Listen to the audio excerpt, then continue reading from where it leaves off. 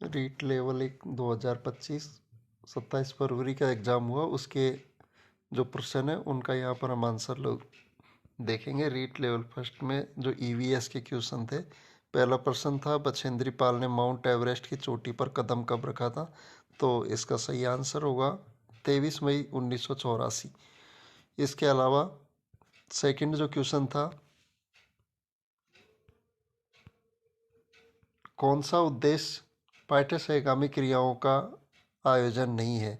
इसमें शारीरिक पाठ्य सहगामी क्रिया मतलब कहने का ये हुआ कि जब हम कुछ चीज़ को लर्निंग करते हैं तो उसके साथ साथ में जो क्रियाएं होती है उनके आयोजन का हिस्सा नहीं है, यानी कुछ 3 तो होंगे, एक इनमें नहीं होगा। तो पाठ के दौरान, क्लास के दौरान शारीरिक मानसिक स्वास्थ्य दोनों को बनाए रखना ये बहुत ज़रूरी हिस्सा है पाठ्य सहगामी क्रियाओं का, कि बालक का शारीरिक और मानसिक स्वास्थ्य दोनों बराबर काम करें। बालकों के विकसित होने वाले सद्गुणों का ज्ञान प्राप्त करना, यानी बालकों में विकसित होने वाले जो सद्गुण हैं उनका भी ज्ञान प्राप्त ये भी जरूरी है।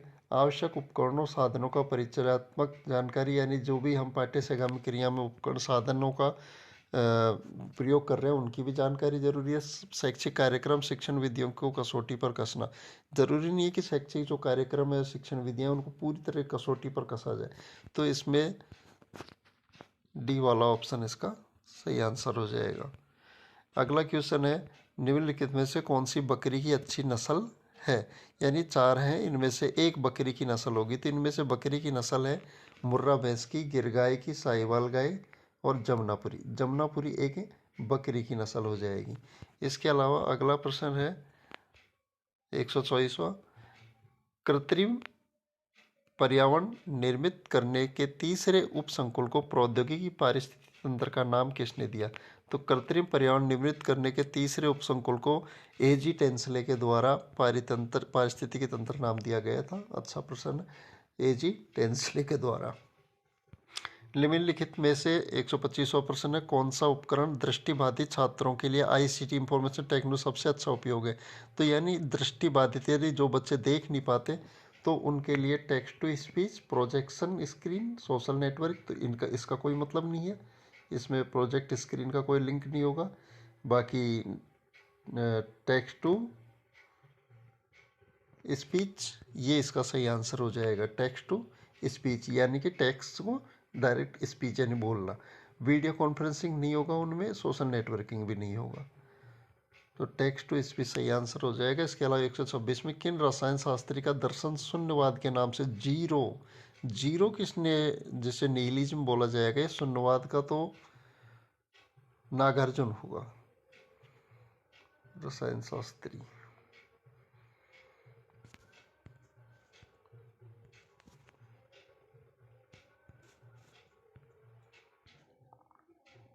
तो इसमें नागार्जुन इसका आंसर हो जाएगा। इसके अलावा अगला प्रश्न था,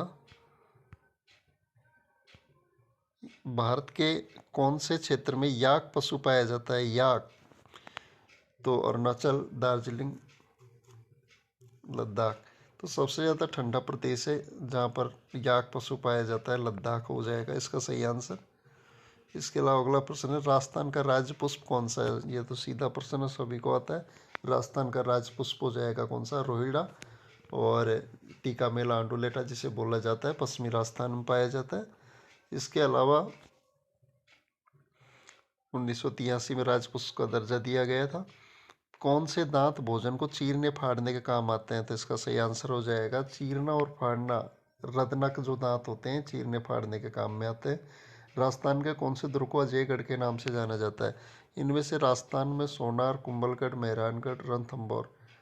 अजयगढ़ अजयगढ़ का जो किला है ये आपका सही उत्तर तो इसमें भरतपुर होना चाहिए था, जिसे जीता नहीं जा सके। राजस्थान में एकमात्र किला भरतपुर होगा। ये थोड़ा कन्फ्यूजन का क्वेश्चन है, इसे देखेंगे जब आंसर की इसकी आ जाएगी। हो सकता है कुछ इनमें से भी हो, सोनार भी हो सकता है, लेकिन कन्फर्म हो सकता है कि इसमें आपको बोनस मिल जाए।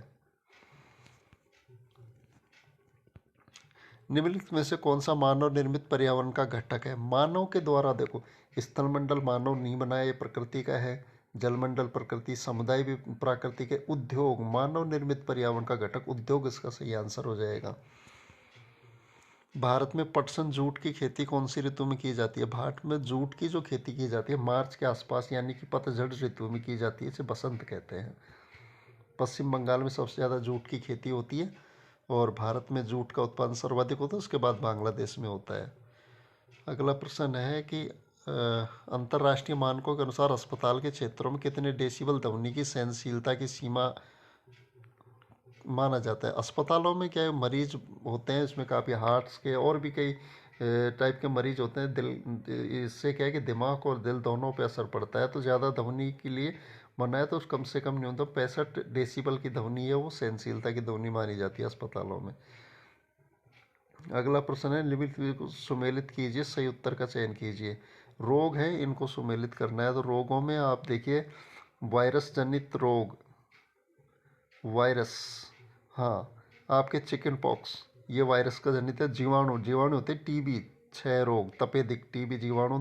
प्रोटोजोआ जनित रोग मलेरिया प्रोटोजोआ का रोग है। इंपॉर्टेंट प्रश्न है, मलेरिया प्रोटोजोआ जनित है। और जो मच्छर होते हैं वो इनके वाहक होते हैं, लेकिन ये प्रोटोजोआ जनित रोग है मलेरिया। कुपोषण के कारण, कुपोषण से क्वासिक्योर रोग हो जाता है, प्रोटीन की कमी से, कुपोषण से। तो इसमें हो जाएगा आपका 4, 1, 2, 3, यानी DABC, DABC, बी ऑप्शन इसका सही आंसर हो जाएगा। इसके अलावा अगला प्रश्न है, पांडुपौल का मेला 135वां प्रश्न, पांडुपौल का मेला हनुमान जी का आपके अलवर जिले में लगेगा। अगला होगा, कुओं, झीलों, नहरों के जल को खेतों पहुंचाने का पारंपरिक तरीका नहीं है। ये याद रखना, पारंपरिक और रहता है गैर पारंपरिक। पारंपरिक जो परंपरा से चला रहा है और गैर पारंपरिक जो वर्तमान समय में चल रहा है। तो तरीका पारंपरिक नहीं है, यानी पुराने समय का नहीं है मतलब। तो मोट, रहट, मोट, ये रहट हो गया, डेगली, ये पुराने ज़माने के। जबकि ड्रिप तंत्र, स्प्रिंकलर जो ड्रिप सिस्टम है वो आपका बूंद बूंद पद्धति ड्रिप सिस्टम, स्प्रिंकलर फव्वारा पद्धति, ये वर्तमान समय का हो गया, तो इसमें ड्रिप आंसर सही हो जाएगा। अगला जो प्रश्न है वह, निम्नलिखित में से कौन सी सामग्री एक पर्वतारोही द्वारा ले जाना सबसे महत्वपूर्ण है?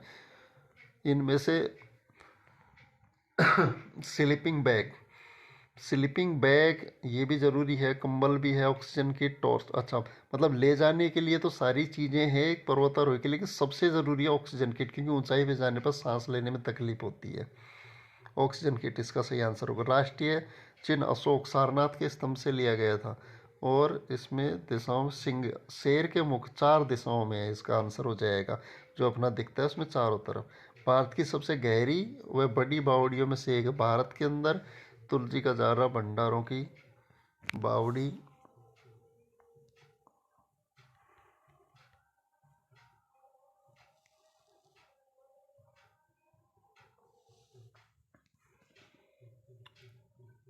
सबसे महत्वपूर्ण बावड़ियों में से एक है। तो भारत की सबसे महत्वपूर्ण बावड़ी है, इनमें तुलसी का झालरा, आबानेरी की चांद बावड़ी, भंडारों की बावड़ी और पन्ना मीणा। अब इसमें सबसे गहरी होगी आबानेरी, जो अपने दौसा आबानेरी की जो चांद बावड़ी है, इस सबसे गहरी, एशिया की भी सबसे गहरी बावड़ी में इसकी गिनती होती है। एशिया की सबसे, पन्ना मीणा की बावड़ी भी है जयपुर में। जंगली मुर्गे का वन्यजीव अभ्यारण्य प्रमुख, जंगली जीव, जंगली मुर्गा, जंगली मुर्गा अपने पाया जाता है माउंट आबू सिरोही में। माउंट आबू जंगली मुर्गे के लिए फेमस है। अगला है, अफीम में कौन सा एल्केलॉइड नहीं पाया जाता? अच्छा, नहीं पाया जाता अफीम में। देखो, मॉर्फिन होता है अफीम में, सेमनीफेरम ये तो है, दोनों ही है। कोडीन ये भी होगा। कैफीन, कैफीन ये तो कॉफ़ी का होता है, कैफीन ये कॉफ़ी का हो जाएगा, तो इसमें कैफीन आंसर सही हो जाएगा। 142वां प्रश्न, ENVIS, ENVIS का पूरा रूप,